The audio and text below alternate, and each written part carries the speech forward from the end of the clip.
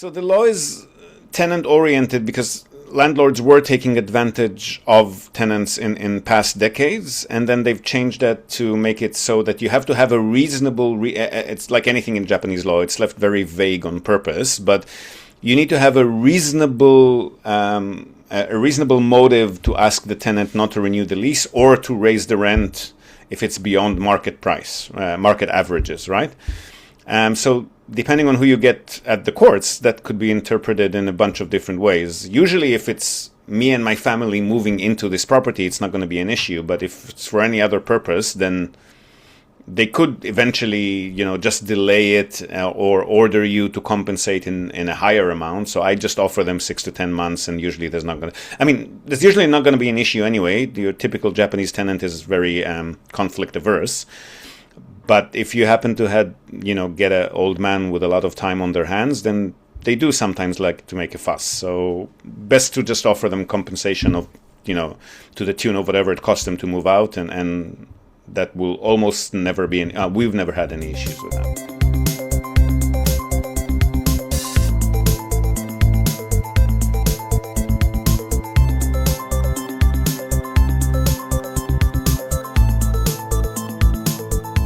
Hi there, folks, and welcome back to Nippon Trading International's Japan Real Estate Podcast. I'm your host, Ziv Nakajima again, and this podcast is brought to you, among others, by Emil Gorgies of realestate.jp. He's a Tokyo real estate agent who specializes in serving international or mixed nationality families who are looking for the perfect family home. So Emil's an Australian. He's been living here in Japan for over 2 decades now, and for about half of that time he's been buying, selling, and managing real estate properties in Tokyo on behalf of his own family and a great many happy clients. And he also acts as a mortgage broker on behalf of his clients. So he's got dedicated loan officers in many of the Japanese mega banks. And if you're a regular listener of the podcast, you probably already know him from our JREP, the Japan Real Estate Experts Panel sessions, which means that you're already aware of the fact that the man is an absolute fountain of wisdom on all things related to real estate in Japan, and in particular to family homes, the greater Tokyo metropolitan area, and mortgages. And most importantly, he's incredibly generous with his time and advice, which he's more than happy to provide at no cost or commitment to anyone asking. So if you've been thinking about buying your home in Tokyo, but you've been sitting on the fence for a while, or you just want to have a chat in English with a real expert, drop him a line on sales@realestate.jp. Hit him up today and start exploring your options. All right, apologies for the delay in publishing the last week or so. I had to reinstall my PC from scratch. Here's a tip for you. That Wise ad on Facebook that's promising a $200 bonus for installing their supposed new desktop app that really looks like a genuine Wise publication. Well, it's not. It's a phishing scam, so don't be as stupid as I was, kids. Anyway, passwords changed, PC and all software finally reinstalled, so getting right back into it. And we are now exactly a month prior to the spring session of the Japan Real Estate Summit. And we, that is the organizers, speakers, and sponsors, are thrilled to see you all at the Pullman Hotel in Tamachi or online via the streaming channel in case you can't make it in person.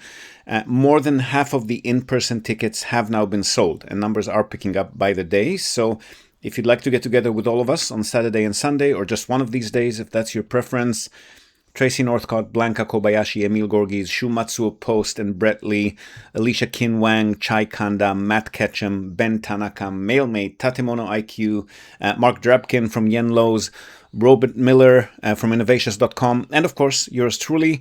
We're all stoked to see you all again, and of course, the new faces, of which there are always a fair few as well. So pause this episode, hop over to summit.realestate.jp, where you can also check out some previous summits footage in case you haven't been to one yet. And most importantly, do secure your tickets today in case they do run out. If you know you'll be attending, they are selling a lot faster this time around. All right, so for today's episode, 2 back-to-back conversations with new clients again. And these are both audio only, my apologies. This first one is with an experienced investor, currently living in Japan, but originally from Hawaii, where he also has some short-term stay Airbnb properties. But he hasn't purchased anything here in Japan yet, or at least as of the time of this recording. He has actually completed his first purchase by now, and he's now in the process of applying for the short-term stay license, which we're also helping him with. And so we talk about the logistics of remitting funds into and out of Japan, confirming licensing feasibility, and the practicalities of running a short-term stay property that you also plan to live in personally. So how to fill in half the year with monthly rentals if you end up going for the minpaku or casual short-term stay license, which is more limited in comparison with the all-year hotel or ryokan license.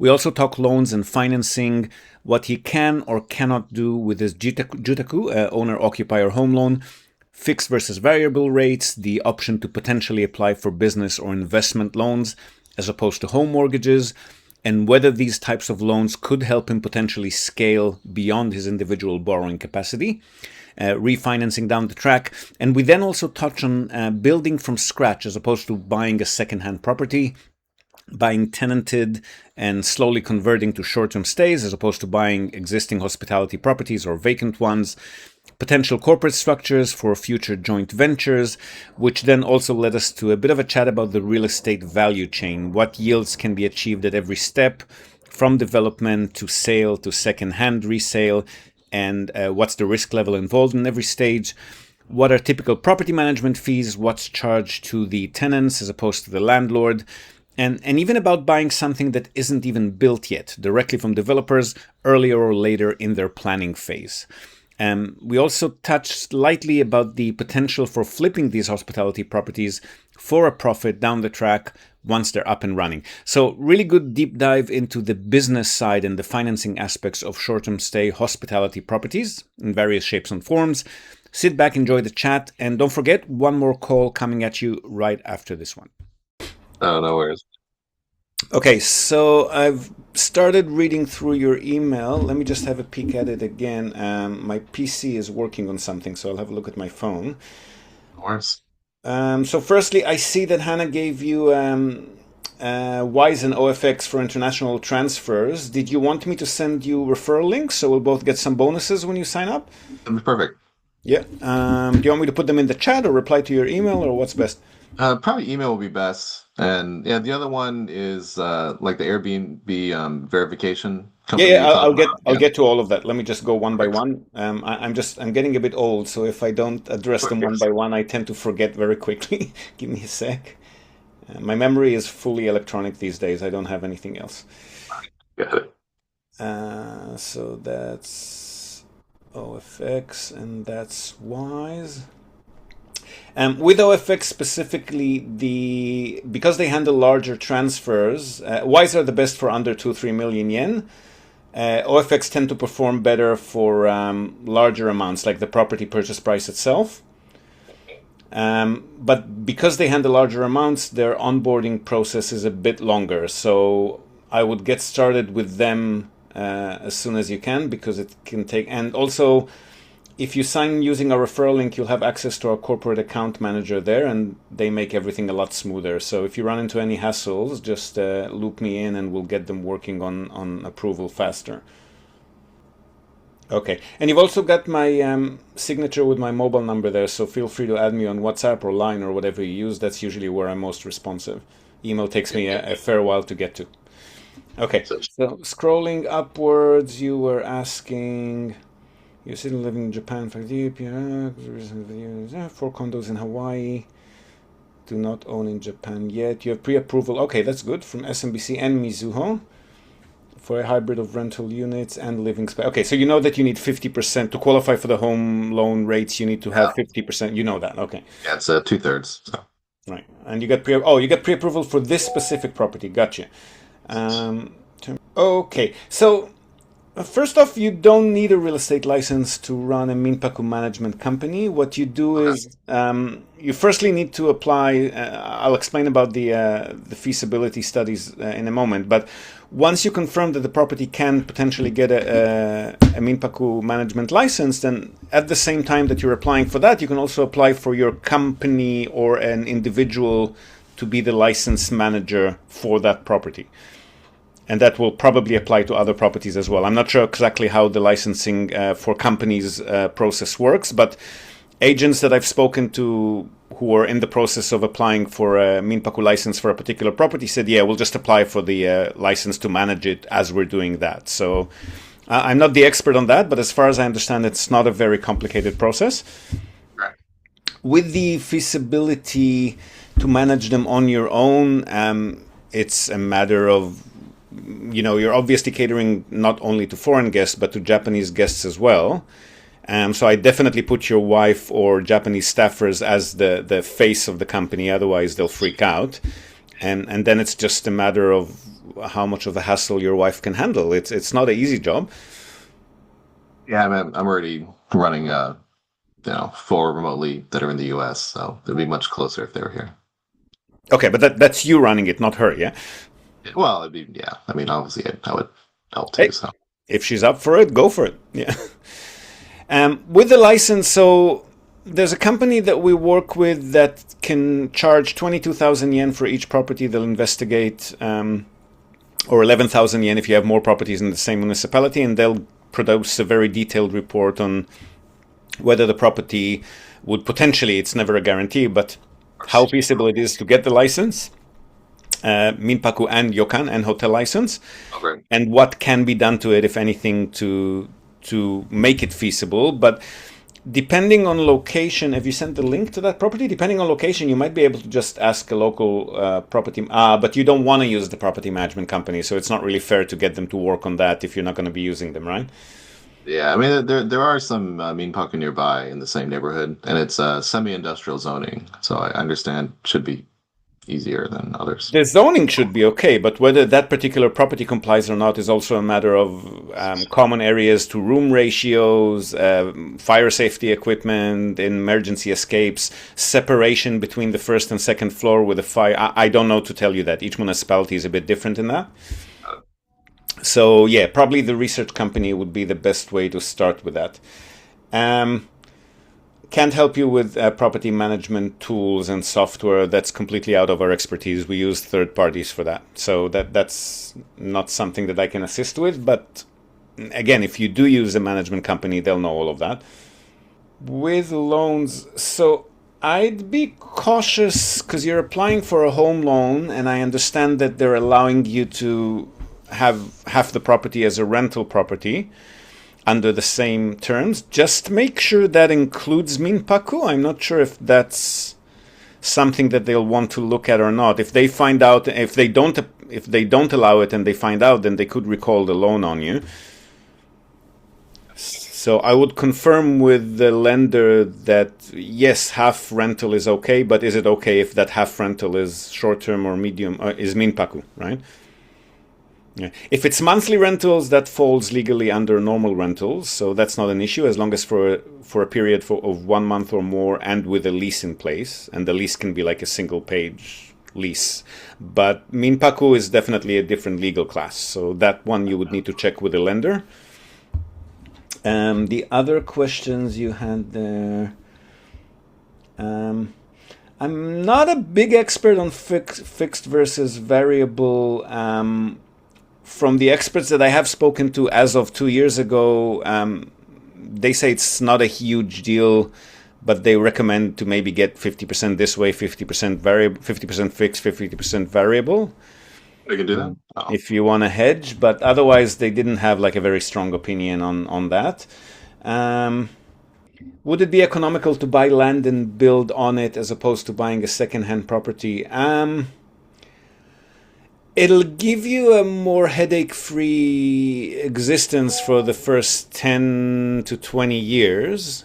You're not going to think too much about maintenance and repairs and whatnot, but yield-wise, I think you'll be more stable but lower yield, I would say. To a point, if you're buying 30 years and older, then that's when it becomes a lot more of a hassle on the maintenance and renovation and expenses. But as long as it's a wooden structure 20 years and younger, the yield would be higher, but you will need to deal with maintenance more. Whereas if you buy or construct brand new, then you've got at least 15, 20 years where that's not really a huge concern, right? Plus you get a warranty from the builder. Built 1991, so that's a wooden structure, is it? Concrete. Oh, concrete, okay. Concrete built in 1991 is not a huge deal. It's a little bit older than I'd like. I'd like to buy them 30 and younger, not 30, 34, but it's not bad. Just bear in mind that if and when you'll need to obviously repair anything structural, but most importantly, if and when you'll need to demolish, dispose of it, and rebuild, that's a very expensive exercise with a concrete structure. So hopefully you'll maintain it to kingdom come, but if and when the day comes and you will get rid of it, that'll be expensive. You performed an inspection, one crack in the exterior wall. Okay, I'm just trying to look at your inspection report. Oh, that'll be in one of your original emails, which I'm not seeing. But anyway, I'll need ChatGPT to parse through that report. My kanji skills are nowhere near good enough for anything as professional as that. And then I can give you my comments on it, but that's something that we charge for. So once you want us to actually start reviewing documents and stuff, we will have to be actually engaged. Sorry. Yeah, no worries at all. And then the other questions. Okay, yeah, so hotel license we've discussed. We'll need to find out with the research company. Tools, I cannot help you. And how do you scale? Well, you've currently got 2 units being rented out long term. So what people normally do is once one of them becomes vacant, they tell the other one that they're converting it into minpaku. Yeah. And that kind of leads the other tenant to not renew the lease eventually, because they're usually, if they're traditional Japanese tenants, they might not be comfortable with it. Otherwise, you can, when their lease comes up for renewal, 6 months earlier, depending on what's written on the lease, but the default is usually 6 months before renewal, you would tell them that you don't want to renew it because you're converting to a minpaku. And then I would offer them somewhere between 6 to 10 months of rent as compensation, because that's what it costs them to move. So it's, number one, it's the right thing to do, but number two, they do have a bit of a legal leg to stand on if they choose to complain about it. Yeah, how does that work? Like, they're legal like to stand on it. Like, I guess I guess I'm curious. What are the rules versus kind of what's just general practice? Like I said, obviously you want to be a good person, but I'm just curious. Well, the law is. I'm getting a bit of feedback, hearing myself 2-3 times. Okay, so the law is tenant oriented because landlords were taking advantage of tenants in past decades, and then they've changed that to make it so that you have to have a reasonable it's like anything in Japanese law, it's left very vague on purpose, but you need to have a reasonable motive to ask the tenant not to renew the lease or to raise the rent if it's beyond market price, market averages, right? So depending on who you get at the courts, that could be interpreted in a bunch of different ways. Usually if it's me and my family moving into this property, it's not going to be an issue. But if it's for any other purpose, then they could eventually, just delay it or order you to compensate in a higher amount. So I just offer them 6 to 10 months, and usually there's not usually not going to be an issue anyway. Your typical Japanese tenant is very conflict averse. But if you happen to get an old man with a lot of time on their hands, then they do sometimes like to make a fuss. So best to just offer them compensation of, to the tune of whatever it costs them to move out, and that will almost never be we've never had any issues with that anyway. I see. Yeah, like so the 2 tenants, one's moving out anyway, and then the other one, they've been renting for I think 12 years with no raise in rents so far. Male, female, age. Age, older, male, female, not sure. Okay. If it's female, probably not going to be an issue. If it's a male, slightly higher potential. But again, the first thing I do is just turn the first unit into a minpaku and put a lot of signs in the building saying that people will be coming in and out with suitcases and we apologize for the inconvenience or whatnot. That will, in most cases, do the trick. Although if they're older, I don't know. We'll have to see. Yeah. Got it. You then asked about debt coverage ratio based on the income of the property. Yes, so if it's an investment property, if you're a company dealing in real estate, and definitely if you can show that you've got experience doing that, I don't know if they'll count your Hawaii experience as such, but normally then yes, those sort of loans would be available from lenders as well. They're classified then as investment loans, not necessarily standard mortgages. But the terms are good, and that does allow you to borrow beyond your individual capacity, which would normally be about 7 times your annual income. Got it. And so would they count rental income as part of that income typically? Rental income generated in Japan, yes. Yes. Okay. Yeah. And getting loans through a company is not easier. Individual loans are a lot easier than corporate loans. But again, corporate loans open more possibilities as far as borrowing capacity goes. Oh, Yeah. And then yeah. requirements in So, raising capital. I'm not sure yeah, what you mean there. yeah. So, like in the U.S., if you basically there's different requirements if you're like raising capital from friends versus raising money from like people you don't know. Like basically, there's like essentially securities requirements where um, Oh, you know I got it. I got it. Got it. Last I checked, and this is a good 7 years ago, I think. Any kind of joint venture is not an issue. You just set up a corporate vehicle, and everybody becomes a shareholder, kind of thing. Or if you want to save on, you want to have a GK, not a KK, then you can also have them have a single shareholder, but have them lend money to the company, and then their profit is basically loan repayments. That makes taxes a bit cheaper, and the corporate structure maintenance a bit cheaper as well. Where it becomes more legally compliant is if you've got 50 people and over, which is then falls into crowdfunding. yeah, of course. Yeah, but this is all, again, this is not our expertise, and this is based on information that we had 7 years ago. We haven't been dealing with that since then, so I can't really tell you. That's something to ask I'd say a gyosei shoshi / accountant would be the best one to approach on that. So administrative scrivener and or an accountant. Now, if you've attended any of our recent JREP Summit events in Tokyo or online, you've probably heard our sponsor, Robert Miller from innovatious.com. He's been in web solutions here in Japan for the past 25 years, and he's also an active investor in Japanese real estate property, as well as global online property, which is his specialty and what his company Innovatious is all about. They offer a full suite of website services for entrepreneurs and small business owners, including all aspects of web design and management, backup and updates, content formatting and editing, proactive maintenance and error fixing, you name it, with a strong focus on SEO excellence, which is what gets you those hardcore top-of-the-list search engine rankings. But there is a difference. Innovatious works off a simple, all-inclusive monthly subscription model, as opposed to the typical outdated and confusing project model. So you never have to wonder how much any request for any work to be done on your website might cost. It's always $497 per month. And if that's not enough, if you've mentioned you've heard of their services on the Japan Real Estate Podcast, you'll also get 10% off this monthly price for life.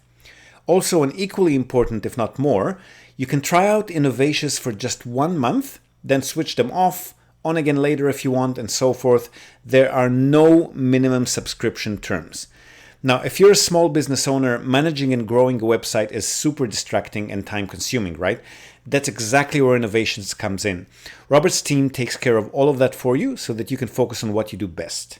So feel free to email Rob on robert@innovatious.com, and his team will conduct a full SEO and website audit on your site, reveal anything that you should address to increase your website's appeal, and provide you with an easy-to-read detailed report with your own branding so that you can make some informed decisions on your online strategy and watch your business grow as you implement it. So once more, robert@innovatious.com. Drop him a line and get your website reviewed today. And then... Yeah, I think we just talked about the next one already. Yeah. Well, no, margins and... Oh, sorry, you were asking about scaling. I don't know if you finished that conversation. The only way that I know to scale is obviously buying more assets. But aside from that is... there's creative strategies that work if you've got... But again, all of them will require a lot more hands-on involvement than just a typical rental. So you could subdivide, you can turn a structure into a dormitory... Yeah, I think that question was more about like, how do you keep getting loans when your debt to income ratio may kind of max out. Okay, so that is what we discussed. So the best, Yeah. more and more loans will become available to you as you establish yourself as a successful, profitable business dealing in real estate. That's basically it. Yeah. So Makes sense. you set up a company, you show them maybe the first property you'll buy with like that home loan combination. The next one you'll buy. Then you'll move that property at some stage under the company name, but that will of course increase because the loan will not be a home loan anymore, right? So you'll need to refinance the loan. You'll need to maybe buy a few properties in cash and show them that they're profitable for a few years. The more you do that, the larger your portfolio is, the more they'll trust you and give you better loans. Not better, but more loans. Got it. Yeah, And better or not would depend on what the interest rate and the economy is doing. right. And so if you were to move a loan that's under my name as a living loan and I want to transfer that to a company, then you would need to basically refinance into a much higher interest rate. Is that typically the Yeah, process? higher interest rate, depending on the lender, they might not even offer refinancing. So you might have to refinance using a different lender.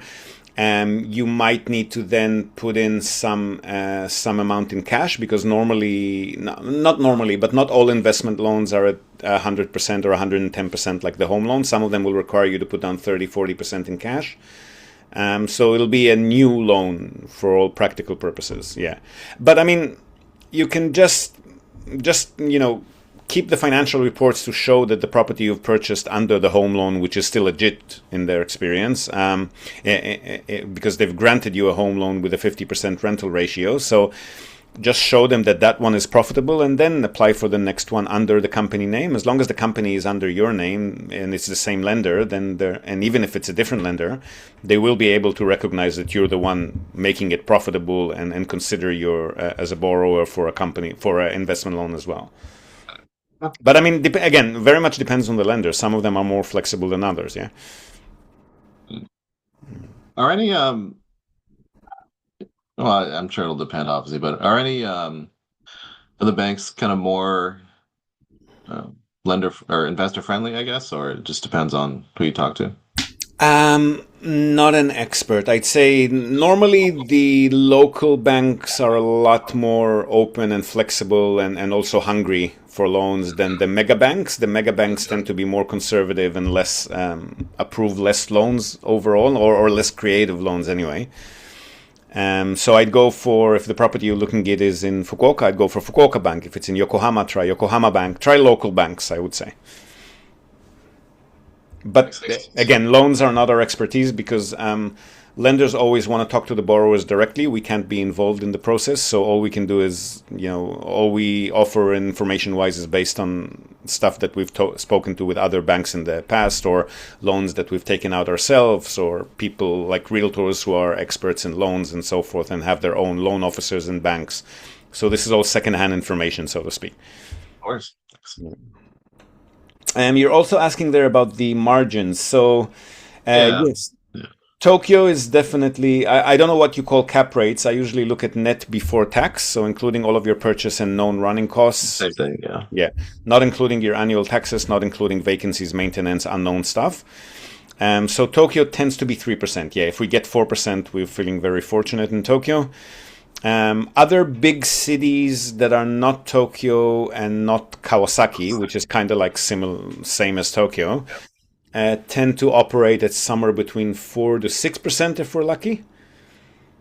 And then the second, third tier cities would maybe go to 7, 6.5, 7-ish if it's suburban, but the more suburban they are and the smaller the city is, the longer the vacancies will be. So that becomes a bit of a trade-off then.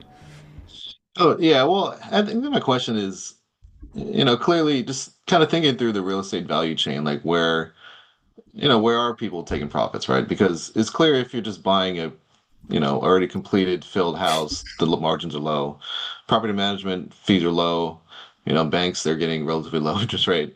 It's basically the developers are taking the biggest risk and yielding the biggest profits. So a successful development project will net you about, I don't know, 20% in the year or two that it takes them to construct it. Let's say. And then you, as the investor buying the finished product, get your 5 to 7% or 3 to 7%. And then if you're getting creative, minpaku, commercial rentals, hybrid properties, subdivisions, again, then you can potentially maybe double that. So I'd say best case scenario, maybe 12-ish. Got it. Yeah. Okay, no, that makes sense. And also, property management fees are low, but they charge both sides, and they charge renewal fees whenever a lease renews. Yeah, And that's true. I mean, it's not exactly the 5% that you're seeing on their quotes. True. Yeah, key money, etc. Right? Yeah, that goes to Yeah, I mean, key money and thank you money, reikin, shikikin gets returned to the reikin. Depending on the city and depending on property management practices in that location. Sometimes it goes to the owner, sometimes it's shared with the property manager, sometimes it goes entirely to the property manager. They each have their own practices. We personally don't feel that's a very fair fee to the tenant, so we try not to charge it whenever we can. But if a property manager is doing a good job and this is what they do, we'll let them do it. Our top priority is to keep the property tenanted and profitable. Yeah. Makes sense. Yeah, because that was kind of going along with the kind of build versus buy question. It seems like if you can learn how to do it well, obviously that'd be the challenge. That there's profits to be had in just buying land and building multifamily property, but that also depends on how if you can find the right people, getting done on time, etc. Yeah, I mean, I can say personally from a family perspective, my wife and I are pretty risk averse. So the most, adventurous that we got is we purchased directly from a developer pre-build. So they bought the land parcel, they announced what they're going to build on it, and they were looking for buyers. We bought that, and it was tenanted before it was even available for rent. Like everybody applied in advance because it's a brand new building in a good location, and we're getting comfortable yields, but they're not going to go to the moon. But I mean, yeah, other people are very creative. What you've mentioned there about buying, renovating, applying for a license, converting to minpaku, and selling it as an operating business is a very viable strategy. Okay. Risky in the sense that all developments are risky. Yeah? If you're buying something that might not be popular because the area suddenly lost popularity by the time you finished construction, then that's always a risk. Makes sense.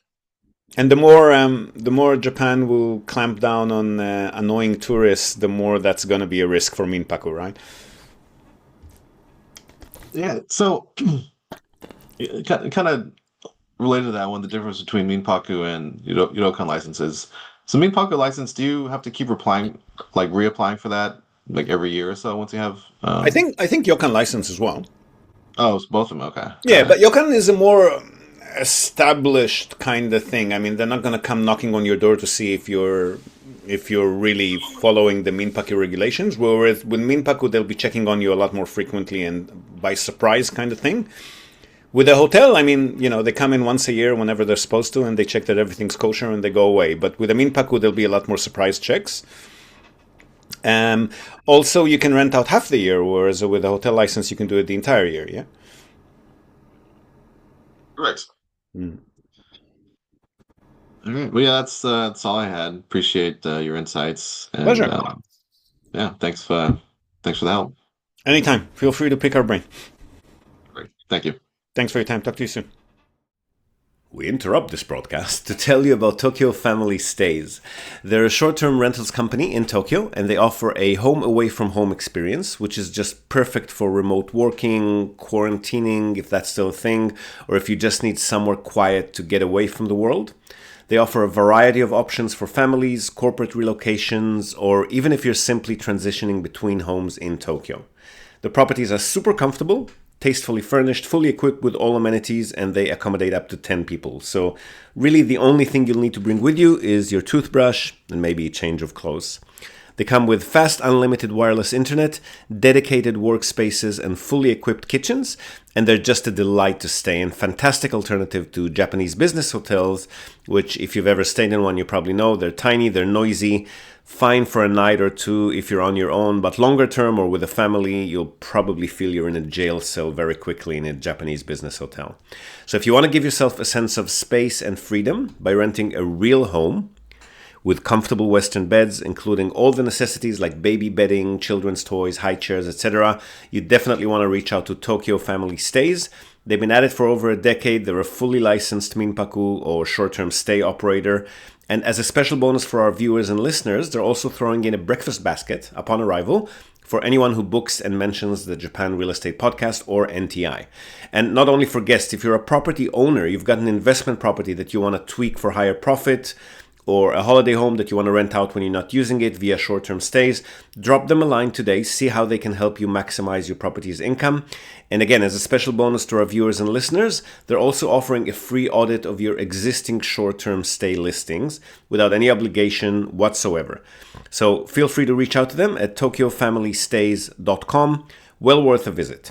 And again, if you're in the market for a family home in or around the Tokyo metropolitan area, Emil's your man. Don't be shy to reach out to him as well at sales@realestate.jp. And now, back to the podcast. Okay, so this next call is also with a would-be hospitality business operator, and they're shopping for a holiday home specifically on Shodoshima Island, which isn't very well known to most international visitors or even to people living here in Japan. I definitely didn't know about it. The scarcity of hospitality property options for visitors to the island, and of course the shortage of potential properties for sale there. We explain how our services work, how we can assist them in this case, what working with Japanese realtors, particularly in these very rural areas, how their fees would work, how viewings would be taking place, etc. We also touch, as you'd expect, on the caveats that are inherent in these older houses here in Japan.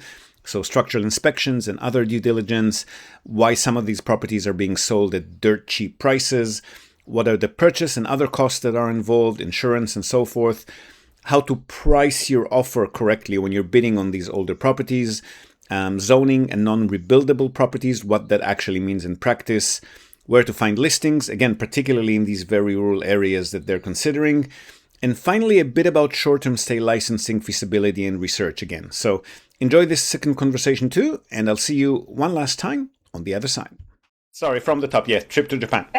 That's right. So we were there for a month, and the idea was we were going to travel around areas and sort of find places that we liked for purchase. And we hadn't heard of Shodoshima previously to the last day that we were trying to get home to Osaka really quickly, and we found a ferry loop between Shikoku and Kobe.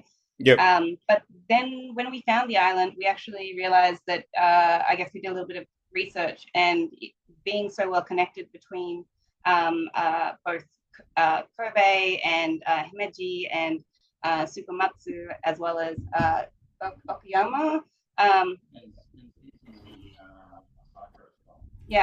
that it was actually quite a popular local tourist spot. Like it says that on their website that they gain around 1 million visitors annually per year, and it took a hit after COVID, but it's been regaining its tourism popularity. But the biggest issue is they had a lot of hotels closed down over COVID, and therefore there's not enough on the island staying opportunities. So the ratio between day visitors and people that... Sorry, Guy is cutting out a bit distant. Sorry, can you maybe come a little bit? Yeah, sorry. So the ratio between people visiting the island and staying is only about 40% stay on the island, and that's due to the lack of places to stay, basically. And when we looked at the places that were available, such as hotels, Airbnbs, they were a lot more expensive than the average in Japan. So we find that a lot in Shikoku. The scarcity makes, like, for example, property managers there charge double the amount that they do on the mainland. So I'm not surprised. So I guess like for us, we were looking for somewhere that we'd like to live and be part of the community, and the Seto Inland Sea really drew us in. But also, I guess when we're not there, since it'll take us a little while to transition to a point where we can stay in Japan a little bit longer term. We were hoping that we'd be able to rent it out as a short term possibility. The property needs a lot of work, the one that we're looking in particular. So it's not like a turnaround investment kind of opportunity. It's more like a labor of love that we're looking to find. So we're kind of thinking about maybe, if we're lucky, covering costs when you're not there, kind of thing. Yeah. Right? Correct. Yeah. Okay. Yeah. From our experience on these island communities, we've been recently dealing with I'll try to find it on the map because I keep forgetting the name of the place. I can't think of it now. But number one, there's not that many properties there. So if for any reason this particular property falls through, which can happen either because somebody else grabs it before we finish due diligence, or because the seller doesn't want to sell to foreigners, or because it's just too run down, a structural inspection reveals that it's coming apart. So there's not necessarily going to be a huge selection of other properties on that island. You might have to wait, like our previous customer, I'll remember the name eventually, who purchased on a smaller island like that one, ended up waiting about 1.5 years before they actually found a property that they went ahead with. Not because we weren't trying, just because there was no supply, right? Yeah, no, that's totally understandable. And I guess for us, we would rather find something that we kind of like the location of and it fits for us, rather than like just rush into something that nearby or good enough, sort of that kind of idea. So we don't mind waiting. And then the other thing, before we dig into the procedurals of the property purchase, you've mentioned that you're moving to Japan. I just want to confirm, just in case your plan hinges on that, how you were thinking to do that? We were exploring different options at this stage. That's not an immediate. It's an eventuality. Yeah. So, and that may change. That decision may change. So that's not it's like a 5 to 10 year. Okay, so it's not you're gonna buy that and keep using it as a holiday home even if you end up not moving here. Exactly. Yeah, exactly. Okay. Yeah. Okay. Yeah. Okay, cool. So with all of that in mind, just looking at the map, so normally I think Hannah or Faye must have forwarded our explanation of services document and explained about the percentage of property price for the full purchase facilitation and so forth. Yep. So I'll caveat that, and you might have heard it on the podcast if you're a listener, to say that in the next couple of months, we're still not able to handle full purchase facilitation where we do everything on your behalf. Just because we've just been growing a bit too fast and we're not really prepared for that. So while we're sorting out our hiring and training and staffing, we've switched to consultation mode, meaning we'll put you directly in touch with a foreigner-friendly realtor who'll help with the logistics in the same way that we would have done. Everything will be in English. They can service you remotely, so that's not going to be an issue. Because they're realtors, they're not really strategic. So conversations that I might have with you about, oh, watch out for this, watch out for that, have you thought about this, have you thought about that, they're not going to do any of that normally. Their job is to either research listings for you or work with listings that you provide and make sure that the transaction goes through legally and smoothly. So if you want to, I can either introduce you to them, don't feel obliged to hire us, or we can join in as consultants and guide due diligence and review documents before you sign them, just to make sure you're not, you're dotting all the I's and crossing all the T's and not making any costly mistakes. Yeah. So that service is also a lot cheaper than the full purchase facilitation, and that we can do at any time.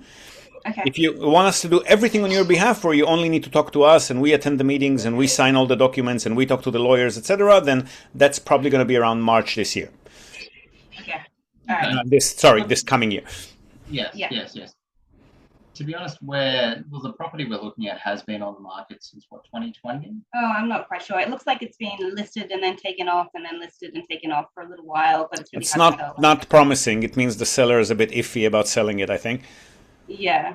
And it does have a caveat in there that says as is. So whether it's something that's, I guess, that comes up in a report that it makes it. That's any older home sold in Japan. If it's older than 30, 40 years old, which I'm assuming this one is, it's always going to be the case, unless it's being sold by a real estate company as a flip, in which case they have a legal obligation for 2 years.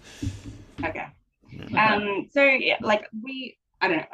As a designer, I work in architecture in Australia. I'm really quite drawn to the older style of houses, and I'm trying to avoid anything that's like, I guess, 70s, 80s, just because of the method of construction that was kind of used for them. I'd rather something that has the existing timber frames, but with that comes the additional. Oh yeah, they were definitely built to last a lot better before World War II. But still, at this age, it's very likely to have some major structural issues.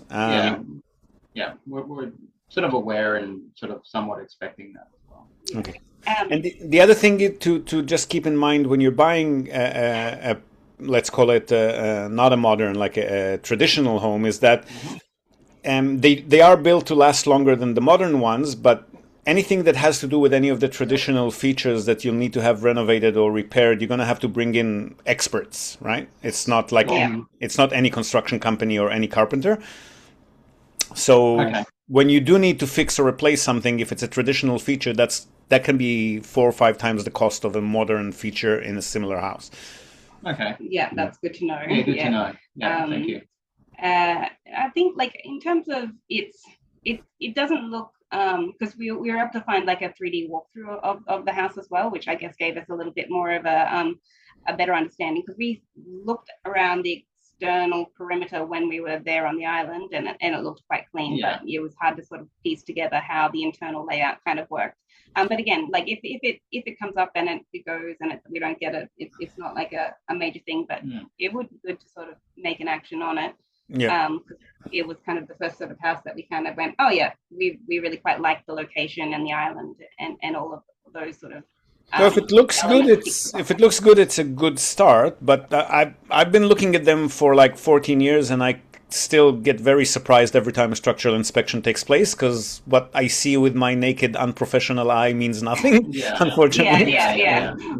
Yeah, exactly. It's the things that are behind the walls or in the roof or under the ground, like under the floor, that are the issues.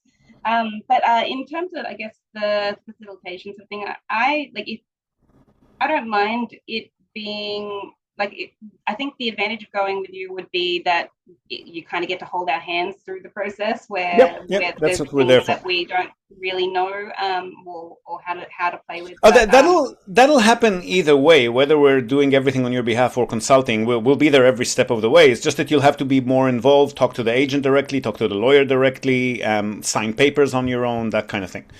Okay, well, I'm quite happy doing that sort of thing. Like, I guess I deal with clients for my profession quite regularly, so it'll just be the language barriers, and if the consultants are speaking. The agent who will be representing you, the buyer side agent, we call them, is going to be Japanese bilingual, is not going to be super fluent, but he's definitely done a lot of these transactions before in English with English-speaking customers. That's not going to be an issue. When you work with a buyer, so the way it works in Japan is the listing agent representing the seller gets to charge their commission to the seller, and whoever brings in a potential buyer charges their commission to the buyer. Some of the listing agents would be a bit greedy or just have a company policy that says that they don't want to share with the buyer side agent. They want to be the one double dipping and charging both sides. If that ends up being the case and you're really keen on that particular property, you'll always have the option to pay your agent separately. But if that ends up being the case, then there's going to be a double realtor commission, one to the seller, one to the buyer's agent, it's still cheaper than us doing everything on your behalf, though. Yeah, and that buyer's agent fee, it's capped by Japan government, isn't it? It's kind of like a fixed rate figure depending on the house. It's a fixed rate formula depending on the price of the house. But as of July this year, July this year or last year, they have the permission to have a minimum. So their minimum is now 330,000 yen. Yeah. Which is based on the same formula of 8 million yen. So even if the property is cheaper than 8 million yen, it'll still be 330. If it's 8 million or over, it's 3% plus 60,000 yen plus tax. So somewhere between 3 to 5%, depending on how cheap it is. Yeah. Okay. Like in terms of, I guess, what we're used to in real estate over here in Australia, all of those fees are so reasonably priced that it's fine. Yeah. No, I mean, compared to the price of the property, it can seem like a lot, right? Like I got a bunch of people buying these, like for example, the ski resort condos where the owners just want to stop paying the resort fees, sometimes sell for like $5,000. And then if you're paying that same amount again in fees, it doesn't seem so cheap compared to the property price, right? Yeah. Sure. That's true. So I guess I've been sort of trying to get an idea of the breakdown of prices using the document that you sent through just as a reference sort of thing. And like in terms of, I guess, going through this process, all of the agencies that we then need to deal with have separate fees. So we would sign contracts with you yourself. and then go with the agent, and things like I guess building inspections and I guess a walkthrough inspection of the property. Are they like all? I'll break all of that down for you. So put our purchase facilitation fee aside, because we're not doing that. We're doing consulting. The consulting retainer is 88,000 yen. So about 900 Australian, 950, and that's a 10-hour retainer that will usually suffice for a single purchase. And if it ends up not being this property, then you don't need to pay us again. We'll keep investigating other properties for you until we end up on settlement. I mean, if you look into 50 of them, we might have to charge a different second retainer, but that's only happened in one case to date. We don't have that patience either. I mean, on that island, I doubt we'll see 50 properties in 5 years, but so that's our retainer that needs to pay in advance for us to start consulting. The agent charges the I'm assuming the property you're talking about is less than 8 million yen, right? Yeah, it's 3.9 million. Okay, so the agency fee, which in this case is going to be closer to 10% based on the property, but anyway, the 330 is going to be charged on settlement. Yep. Okay. But for attending viewings, in the vast majority of cases, and I'd say definitely on the island, the listing agent is not going to be able to deal with any non-Japanese directly. They're going to be terrified and probably don't speak English. Yes. So there will need to be somebody either coming with you when you view or viewing the property remotely on your behalf. And then they'll just charge for the trip expenses plus 4,400 yen per hour. Yeah. Okay, and that's hours spent on the road or on site. Yeah. I'm assuming the nearest big city to send somebody from would be Fukuoka or Osaka, probably Fukuoka. So that's probably a day trip. I'd say that's probably going to be about 10 hours at 4,400 yen plus the trip expenses. So hopefully under 1,000 Australian for like the entire trip and the time and the expenses. Yeah. Time spent on the Shinkansen or on flights, they charge at half time because they can kind of work during that time. And if they're out for the whole day, then 3 meals at 1,500 yen per meal. But again, the total would hopefully be under 1,000. Yeah. Okay. They'd be on a ferry. Yeah. Now, if you're actively looking at property in Japan, you should check out Akiya Mart. That's AKIYA-Mart, M-A-R-T, akiyamart.com. It's the Zillow of Japan, built for buyers who are actively hunting for a home in Japan and want a much more Western-style web browsing experience than the typical local Japanese websites. Now, we've got an exclusive 30% off promo code for the Akiya Mart Pro annual plan. That's the one that gives you full access to Airbnb zoning maps, hazard maps, sold data, and over 500,000 listings nationwide at any given time. So if you're serious about buying in Japan and you want an easier way to search, this is the best tool that we know of. So you can use my code ZIV, Z-I-V, at checkout and get 30% off your Akiya Mart Pro annual plan at akiyamart.com. And then the other purchase costs are legal and registration fees. We usually say somewhere between 1 to 7 or 8%, depending on how cheap the property is and depending on how different the official evaluation is from the actual market price, because that's calculated based on official eval, which is always different. Okay. The lawyers, every lawyer that we've worked with to date have charged, I mean, they do have their minimum, which is about 1,000. So I'd say probably in your case, probably closer to 6-7%. And then there's a purchase tax bill that you'll get somewhere between 6 months to 12 months after settlement. And that's going to be normally up to about 2.5%. If the property is super cheap, maybe up to 3 and a bit. Is that that's the tax? The acquisition tax. Acquisition tax, yes. Yes. Yeah. And then annually, you probably have a couple of $100 for property as a fixed asset tax. Insurance policies would be not expensive in Japan. Couple of $1,000 or $3,000 for a 5-year policy. Yeah. That's amazing. I know. That's nobody claims here. Oh, really? Okay. Yeah. Well, not fraudulent claims. Yeah. Oh, I see. Yeah, that makes sense. That makes more sense. Yeah, from where we're from. Yeah.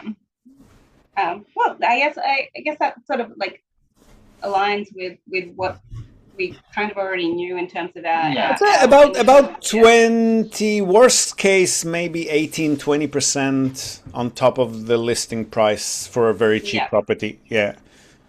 Yeah. Okay. And also like, things like listing price is negotiable, but also not really, because it's a bit rude to sort of well, it's not a hugely negotiating culture. Normally, properties are priced according to what they should be sold for, especially these cheaper ones. The more expensive it is, the more room for negotiation we have. Yeah. I mean, no one's going to be offended if you try to come in at 10, maybe 15% off if it's a vacant property. But beyond that, they're probably not going to take you seriously. And even within that, they probably will not accept it because it's already priced pretty cheap. Yeah. You're essentially just paying for the land, really, not for the structure. Yeah, that was my thoughts as well. Like essentially just buying land, especially when it's an older house. Exactly. I mean, they from a tax depreciation perspective, they fully depreciate after 23 years the wooden structure. So anything older than that is meaningless, really. Yeah, it's just the land value. Yeah. And in my mind, I wasn't too attached to the house. It's more, size of the land, where it's located. Well, we do want to make sure that it's zoned as rebuildable land, right? Because then if and when the house is done, then you want to be able to build something else there. And earthquakes do happen here, so you'll be covered for it by insurance, but if you're not able to build on the land, you'll need to go buy another land plot to use the compensation for, right? Yeah. Sure. Okay. I guess so in that case, what do they do? Is it just they pay you the whatever the property is covered for, and you go and build one elsewhere because you can't build on that land plot. Yeah. Okay. So it'll just be another lot of that just, as far as what actually happens to that land afterwards, does still yours? Yeah. It's still yours. Oh, really? Yeah. It's just vacant. So it still just becomes like a pile of rubble, or yeah. I mean, you can. In those cases, people, if they factored it in advance and they're not surprised, then they may turn it into a camping or a glamping site, or put a caravan on there, or whatever you want to do. Oh. Yeah. Okay. In terms of, I guess, the process of due diligence. Actually, I like your chances on an island like that. I like your chances with a glamping site a lot better than a typical Airbnb. Yeah, it does have a few camping spots already on the island. It has so much on that island. Like they've got rock climbing and sailing and cycling, and a little bit of a mini Shikoku temple trail as well. There's like 88 different temples on there that people can do like a small version of a pilgrimage. It sounds like my next holiday. Thank you. Yeah, it's beautiful, and it's a Mediterranean climate, so there's lots of olive trees everywhere. It feels if Japan had like a Mediterranean cosplay. It's got a very nice vibe to it. We fell in love with it instantly, so that's why we were just like, yes, this island is definitely on the top of the list. We spent 20 days on the road, traveling. Have you looked around the internet? Have you seen a lot of properties for sale there? We didn't when we were initially looking, because we were using the Akiyamart listing map, and there was only like 3. One that was this property, which was in our price range, and 2 which were definitely not in our price range. They were around the 500 Australian, not Japanese yen. 500,000 Australian. Yeah. Wow, what did they look like? And they were nice. They were very nice. They were modern new builds on the ocean views. Okay. Yeah, definitely would love to, but definitely not in our price range at this stage. Yeah, I can buy a multi-unit building in Fukuoka City for that price. But when I guess in part of my research, I recently just found that they've got quite a few other listings on the Shadoshima Town local council website. So, like the Akia Bank kind of thing? I think it is. Yeah, or they've got rentals and houses for sale. It's kind of like it looks like a mix. Yeah, it looks like they've been trying to promote the town in general for people to come and live there. So they've been, I guess, building up a little bit of a very nice little website to try and encourage people to come and buy and live. Okay. Well, then the other subject, this is kind of promising, but something else that you want to be thinking about is whether it'll be rentable on Airbnb or not depends on whether you can get a license or not. Yeah. And that's something that each municipality there's the national framework, but then each municipality can further restrict that. So some of them will say only on weekends, not within a kilometer to a school, or whatever the case may be. Okay. So that's it's not a given that. Not a guarantee. Yeah. No. So if that's a must-have, then we would first need to commission the company that can put you in touch with. They'll charge 22,000 yen, so about 250 Australian, to let you know whether that particular property is feasible. They can't guarantee, because it's always a case officer discretion thing, but whether it's within zoning regulations and within the local municipality stipulations, whether it's very likely or medium likely or not likely at all to obtain a license. Okay. And then what, if anything, what can be done to bring it up to speed? So if it's like a matter of, knocking down a wall to give you a bigger lobby area, that's one thing. But if it says you can't be within 500 meters to a school and you are, then that's all that we can do about it, right? Yeah. Okay. We should probably start there then. Yeah, no, I think that would be like an important step. I'd probably start with checking if it's still available before you sink money into it. Oh, okay, true. Because it could be still floating online, even though the sellers, like you said, he brought it on and offline. Maybe he doesn't want to sell it anymore. Yeah, I think seeing whether it's available, if they will sell to us because we're foreigners, and whether there's any building inspections that will rule it out, will probably be like. I would always. I'm assuming it's older than 30, yeah. Yep. Yeah. Yeah, you said traditional. So I would always any offer I'd make, I'd condition it on a structural inspection report. I wouldn't play with that. Yeah. Because if you end up buying it for 4 million yen and you have to sink another 15 million yen into it, that's kind of beating the point, right? Yeah. I think in terms of what we were expecting, we'd buy it for around 40, 45, including all of the associated fees, and then we'd probably spend that amount again to getting it up to. If it's only the roof, for example, then you'd be within budget. But if there's foundation tilting, sinking, termite infestations, past or present, that could be a lot more than that. Yeah. Okay. Yeah. So structural inspection is a must for older. It's not a legal must. Most Japanese people buy without it, but definitely for our clients, we highly recommend it. Yeah. Okay. That's surprising, to be honest. What do you mean? Most Japanese buy without a structural, but most Japanese are probably not buying the older houses as well. Well, they're buying with a frame of. Sorry, do you mind if I just take a break for a sec to feed the cat? Yeah, sure. Sorry.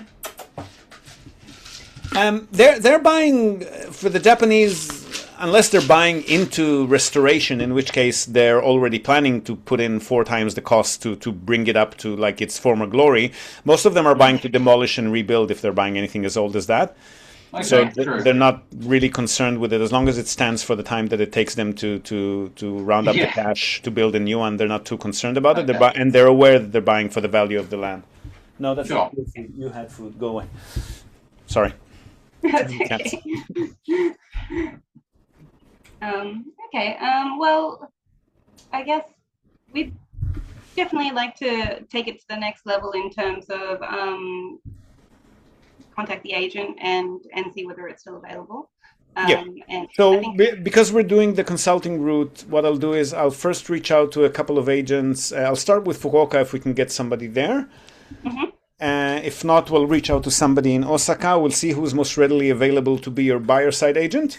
Yeah. And then I'll let me just reply to your last email with just a blank signature. That'll have my mobile number. So are you on WhatsApp or Line or any of those? I've got WhatsApp and Line. Line was useful when we were over there to try and book accommodation where we couldn't speak Japanese. Personally, stop it. Personally, I prefer WhatsApp. I can mark messages as unread there, but both of them work. So I'll reply to your last email with just a blank signature that'll have my mobile number in there. Thank you. If you could ping me online, and then as soon as I hear back from an agent, I'll kick off a WhatsApp chat group, and we'll get started with inquiries there. And excellent. Once the seller confirms that we're good to go with the viewing and they're okay selling to you and so forth, then next step would be to dig into the short-term stay license feasibility. Yeah. Mm-hmm. And if that turns out okay, then we'll go ahead and book a remote viewing and take it from there. Excellent. It probably will be closer to Osaka in terms of... is it? Okay. Yeah, well, it's only a three-hour ferry ride from Kobe, so it's Oh, it's a direct ferry from Kobe. I see. yeah. Okay. In that case, let me just quickly bring it up on the map. What It's was the like right name? next to Naoshima. What was the name of the island again? Sorry. Shodo, Shodo. Shodoshima, Kagawa. Yeah, got it. Okay. Let me have a quick look.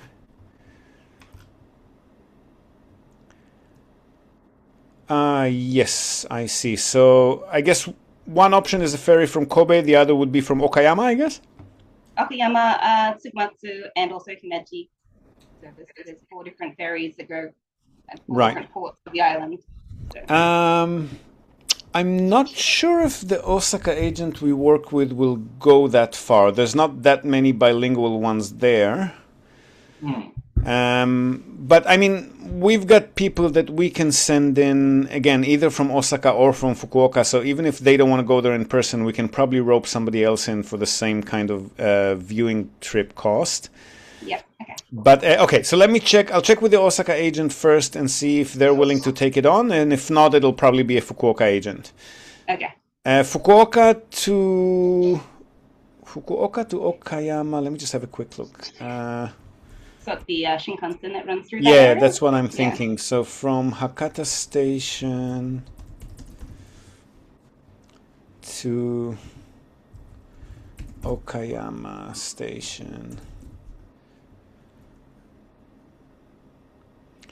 That's about 27,000 yen round trip. So it's not going to break the bank even if they have to come from here. Yeah. Okay. Yeah. Awesome. But yeah, if the Osaka guy can do it, either the agent themselves or the guy that we can send in. But even for him, I don't know. I've never sent him this far, so we'll have to find out. Sure. Okay. Yeah. Cool. Joey, the ferry from Osaka by Kobe, the port is the same town. Yeah. Whereas I believe the other ones might be on the other side of the island. Yeah. So, but it's not too far. Okay. So, it's only like an hour and a half drive from one side to the other, but then you need a car. Not from one side to the other to do a full loop. Full loop circumnavigation. It's an hour and a half. But yeah, I don't know. I don't think they're going to have a car. That's the thing. Yeah, we did have a car. Well, the ferry, they can probably take a car on the ferry, can't they? They can. Yeah, but if they're getting the Shinkansen. Yeah, well, what we usually do in these cases is we rent a car in Okayama. Okay, easy. Yeah. Okay, well, let's see who's most readily available. I'll wait for you to ping me on WhatsApp, and by that time, I should hopefully have a reply already. Excellent. Do you have the listing that you can share with me? Yeah, I think I emailed it to. Did you? The last email, I believe. Yeah. Oh yeah, got it. Okay, no problem. I'll get on to it straight away. I'll tell you who's most readily available, and we'll take it from there. Lovely. Excellent. Thank you so much for your time today, Zoom. Pleasure. Talk to you soon. All right. See you. Bye. Bye. So there you have it. Nice call. A bit more of a niche topic, this one, or at least a very niche location.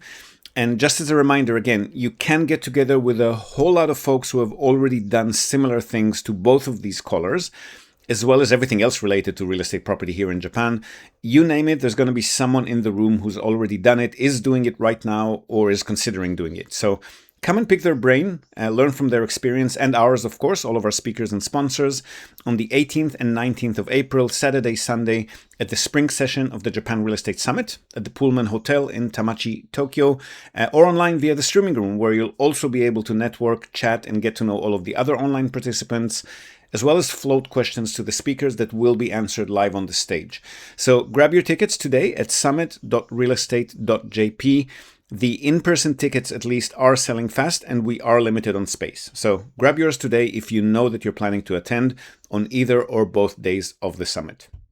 Now, we can't let you go without telling you all about Yen Loans, our latest sponsor. They're a new non-bank lender offering financing to non-residents of Japan for purchases of Tokyo condominiums, soon to be expanding to other major cities as well. So definitely hit them up if you're looking to purchase in Osaka, Fukuoka, Kyoto, or any other big city too. And that's for any purpose, whether it's a holiday home, investment rental, or a combination of both. without any requirement for residency, a Japanese bank account, a Japanese corporate structure, or representative director, any of these things, and with a streamlined application process too. So reach out to them through the link in our show notes and let them know that you found them on the Japan Real Estate Podcast. And if you're quick enough to be one of the first 10 completed applications, you'll receive a 25% discount. That's 50,000 yen off the 200,000 yen application fee. To qualify, apply through the link in our show notes again, or enter the code JREYL on their website, yenloans.com. And that's it from us for this episode, folks. Huge thank you for tuning in. Please do follow and subscribe to the show if this is your first time listening, and we'd love it if you could like and even share this episode with anyone you think might find interest in it. But even more importantly, we love hearing from you. So please let us know what you thought about this episode or the podcast overall in the comments section here on our social media channels. We've got a very active Facebook group and business page, both under the name Japan Real Estate on Facebook. And that's also the name and URL of our YouTube channel if you'd like to follow us there, Japan Real Estate on YouTube as well. And we'd of course appreciate your rating or review on Spotify or on the Apple Store or wherever you're tuning in from. Hope to have you with us again. Have a great rest of the day or night ahead. Yoroshiku.